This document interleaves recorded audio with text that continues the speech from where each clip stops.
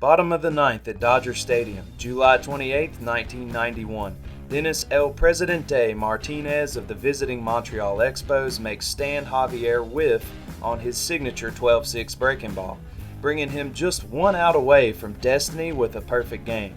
Dodgers faithful, hell, even the bullpen guys, stand and give Dennis their full support. Stepping into the box, pinch hitter Gwynn, who's batting .245 on the year, primarily in a pinch hitter role, but for what it's worth, he has a brother, Tony, whose name is literally synonymous with the base hit. Tony would be a first-hand witness to the Expos' Pedro Martinez taking a perfect game into extra innings just 4 years later. The at-bat starts with a ball outside, then a curveball that gets in there for a strike. On the 1-1 count, somebody yells, and he does. Gwynn slaps one just foul down the third base line. Dennis Martinez takes a deep breath, composes himself, shakes off a sign, and here we go. But there's a lot more to this story. Let's dive in.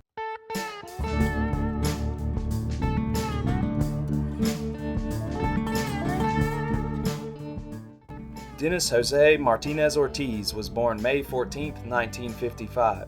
Or perhaps it was 1954. There seemed to be contradicting reports between the official records of the 1972 Nicaraguan team in the Amateur World Series and Martinez himself. This is pretty commonplace with players from developing countries. At least he wasn't one of these Little League phenoms who we end up finding out has a driver's license. Dennis was born in Granada, a small city on the western shore of Lake Nicaragua. He was the youngest of 7 children. His mother, Donna Emilia, sold produce from their family farm at a street-side market. His father, Edmundo, was more or less the town drunk. He became estranged from Donna Emilia around the time she became pregnant with Dennis. Dennis gravitated toward the game of baseball from a young age, playing in the streets with baseballs made of old socks. He recalled not touching his first real baseball until the age of 13.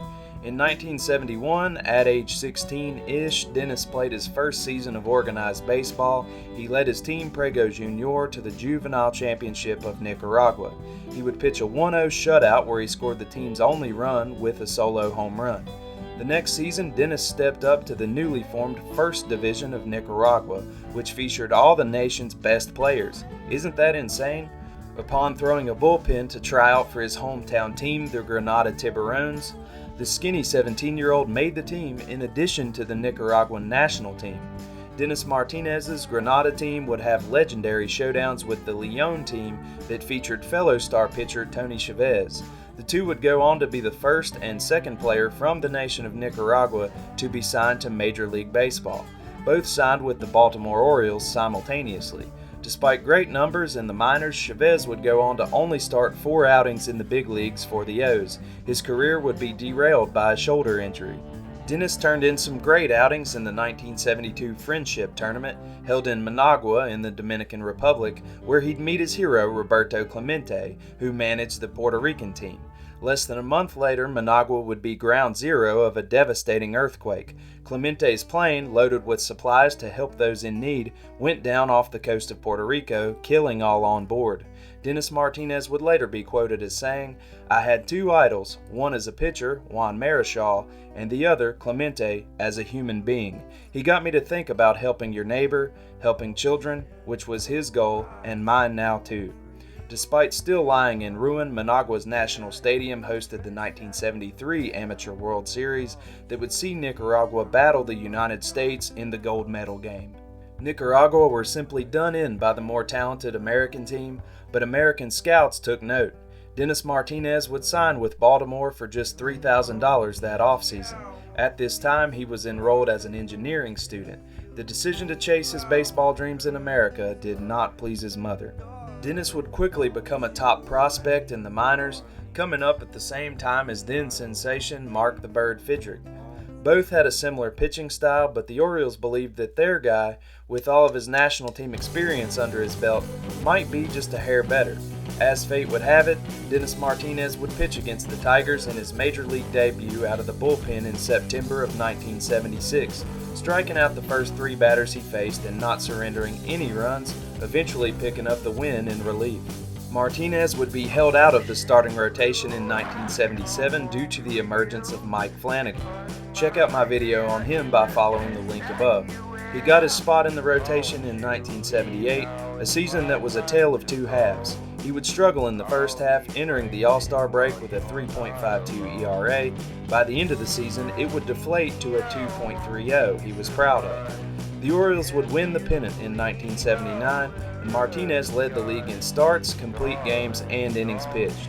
He would appear twice in the World Series versus the Pirates, getting knocked out of Game 4 and appearing again in Game 7 as a reliever. His home nation of Nicaragua was plagued with conflict during this time, a civil war following the Sandinista Revolution. He was unable to reach Donna Emilia and other loved ones via telephone this season. In light of current events at the time, Ken Singleton told Martinez, "You're going to be El Presidente," and the moniker stuck. Many speculate that with the issues weighing heavily on his mind, Dennis Martinez began drinking heavily through the next few seasons, an issue that would hinder his ability to fully develop as a pitcher.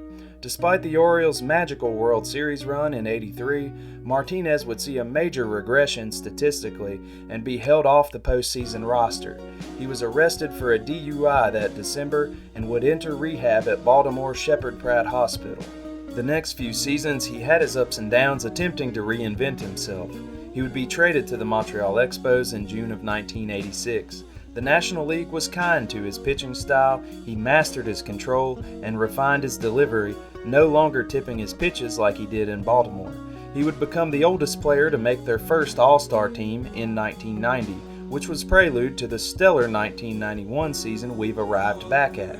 Here we are, late July at Dodger Stadium, the defining and redeeming day of Dennis Martinez's career. To understand the gravity of his performance, it's important to realize that Los Angeles had all the momentum coming into this game. They were on a 5-game winning streak. At the start of this game, the Expos had not scored a run in 23 innings. The Dodgers had not given up a run in 32 innings.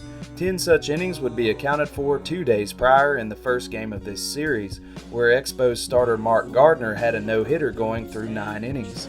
This game had no shortage of drama, like this across the diamond double play to end the 8th, and Gardner retiring contact hitting wizard Brett Butler sporting a .403 base percentage to end the 9th.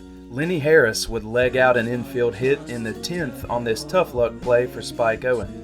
El Presidente would breeze through the lineup the first time through, and his first setback would appear in the form of an apparent hip injury while facing former teammate Eddie Murray in the bottom of the 4th.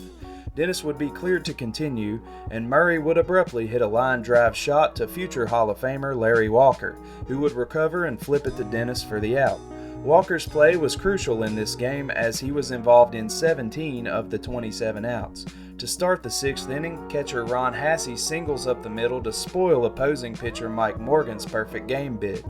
This was a familiar situation to Ron Hassey, as the veteran also caught Lynn Barker's perfect game in 1981 during his time with the Indians. Maybe this was an omen, because he also contributed a base hit in that game. Dodgers shortstop Alfredo Griffin was also in attendance for Barker's perfect game, on the losing end with the Blue Jays. He was also on the losing end of Tom Browning's perfect game in 1988. Griffin would be charged with an error here, setting the table for none other than Larry Walker to hit this full count triple to break the seal on the 29 consecutive scoreless innings for the Expos. With Ron Hassey back up, Griffin boots the ball again, scoring Walker as if the ghost of perfect games past is still haunting him. E6 for the second time this inning, setting him up to be on the losing end of 3 different perfect games. On to the bottom of the 7th, Martinez makes this incredible play on a Juan Samuel bunt to remain perfect. To start off the 8th, Dennis gets a nice little base knock and spends half the inning on the base paths, which isn't ideal. But he works through his fatigue for a Darryl Strawberry groundout, a Cal Daniels strikeout, and a Lenny Harris bouncer he snags for the putout.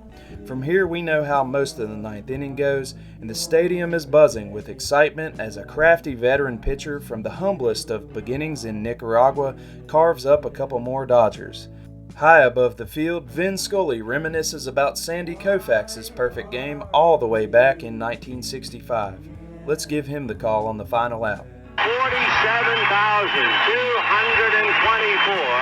on their feet. And Chris Gwynn standing aside, 1-2 the count. one pitch away from a pitcher's absolute nirvana. The pitcher's dream, a perfect game. Dennis Martinez ready, and the 1-2 pitch popped in the air to center field. Going deep on it is Marcus Grissom. He's got it on the track.